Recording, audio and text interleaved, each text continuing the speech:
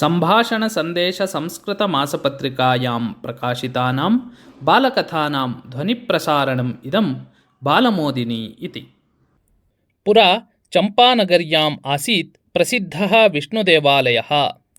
अथैकदा वङ्गप्रदेशात् कालीचरणः नाम कश्चन भक्तः देवदर्शनार्थम् आगतः।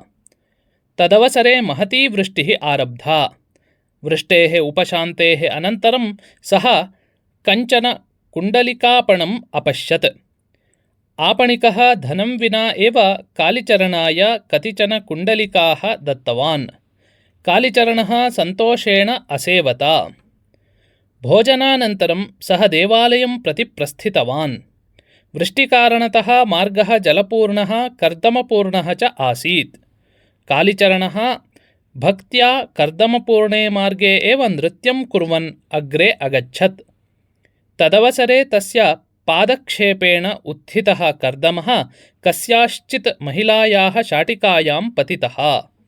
एतद्दृष्ट्वा तस्याः पतिः क्रुद्धः अभवत्।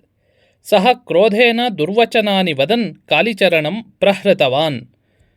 कालीचरणः दुर्वचसां प्रहारस्य च कारणम् अवगत्य दुःखितः भूत्वा शिरः अवनमय्य धर्मशालां प्रति प्रस्थितः।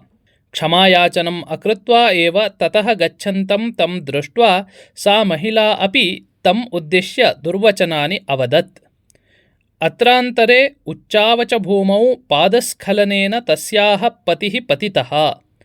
पतनेन आघातं प्राप्य सः लुप्तसंज्ञः अभवत्। एतस्मात् पत्नी उच्चैः क्रन्दनम् आरब्धवती।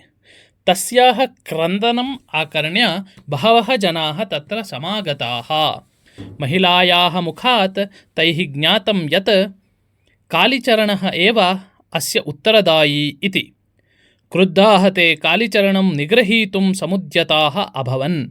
कालीचरणः तेषां कोपस्य कारणं ज्ञात्वा प्रशान्ततया प्रवृत्तं सर्वं विवृतवान्। किन्तु तस्य कथनं श्रोतुं कोऽपि न इच्छति स्म। तावता तेषु कश्चन वयोज्येष्ठः बोधनेन तेषां कोपं किञ्चित् शमितवान्। तदा कालीचरणः उक्तवान्, स्वकान्तायाः विषये सर्वेषु प्रेमाधिक्यं भवत्येव। कान्ताविषये कृतम् अन्याय्यं कोऽपि कान्तः सहते। यदि सः पतिः प्रियतमां पत्नीं प्रति असावधानेन मया कृतम् अपराधं न क्षाम्येत्, तर्हि मद्विषये सावधानेन तेन कृतम् अपराधं मत्प्रियः श्रीहरिः कथं क्षाम्येत् इति। कालीचरणस्य मुखात् एतत् वचनं श्रुत्वा तत्र सम्मिलिताः अयं भगवतः महाभक्तः इति ज्ञात्वा क्षमां याचित्वा ततः निर्गतवन्तः। तौ दम्पती अपि क्षमाम् अयाचताम्। कालीचरणः तौ आशिषा अनुगृह्य तयोः आयुरारोग्यं भगवन्तं सम्प्रार्थ्य धर्मशालां प्रति गतवान्।